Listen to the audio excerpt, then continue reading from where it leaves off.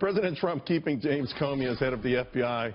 Charlie Gasparino's there, and we had a colorful conversation between commercials. Are you Sagittarius? Because you don't have any lines in your face. No, I'm a Scorpio. That's cool.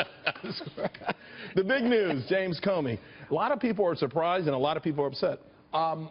I will say this, you know, inside the FBI for many weeks now since the Trump election, I guess months since the Trump election, he's been on death watch, so to speak. You know, people inside the FBI really believe that his days were numbered, what you were hearing inside the FBI was that Rudy Giuliani was likely to become the next FBI chief. At least that's what they were talking about.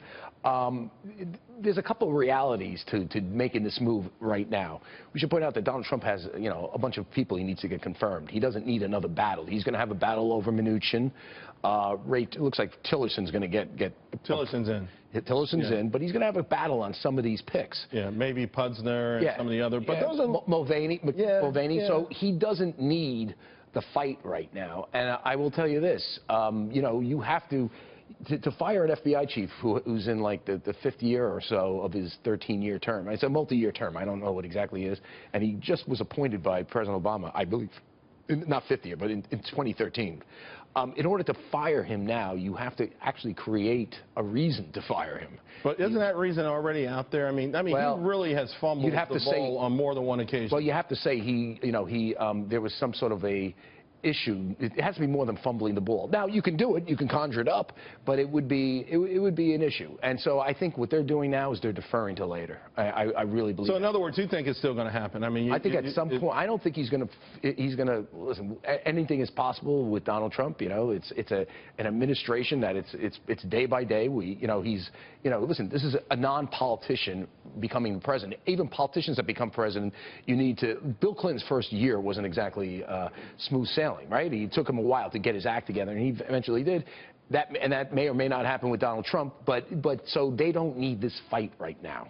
But I don't think it would be a fight. Like, who would be fight? Who's going to step up and fight on behalf of James Comey at this point? Okay, so here's what I think the problem would be. You'd have to come up with a rationale that it has to be more than incompetence, that he did something that either violated the law or violated protocol.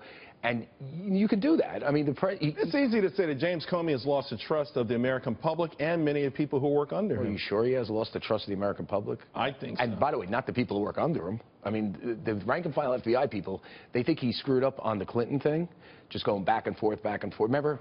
Sure. Start it, end it, start it, end it, start it again, then end it. Is there someone near Donald Trump who's helping him on this particular issue? I think it's Rudy. Mm-hmm. And I think they said, let's fight for another day. And this is kind of what I'm hearing from the people around him. And I think if you're talking about Rudy Giuliani, putting him in now would be pretty rough. I mean, Donald Trump's got a lot of stuff to do, not to mention, get his act together in terms of, commenting on crowd size and stuff like that. I mean, they really need to find their footing. I think all that's going to be rearview mirror stuff. It really looks like the last 48 hours, they have been laser-like focused on getting the business done, the agenda done. You mean 24 hours? Because 48 hours is, well, yeah. 48 hours when they were talking about crowd size. Between Monday and so far today and Tuesday is looking pretty good so far. Well, I mean, 48 hours is good, but it'd be nice if it was 48 days, It might be. It might be. So far I think people are happy. And again, I was shocked with the Comey situation, but to your point, there's so many things to do at the same time that perhaps somewhere down the line. Charles, he has an economic agenda that is going to reverse 8 years of the garbage that the past administration done. He has to figure out Obamacare. He has to get people confirmed. Why do you need to mess with the FBI chief, who, except for having a political tin ear on this one subject, kind of knows how to run the show for now, I mean, he's not the worst guy in the world. He's actually a very nice man, do you know?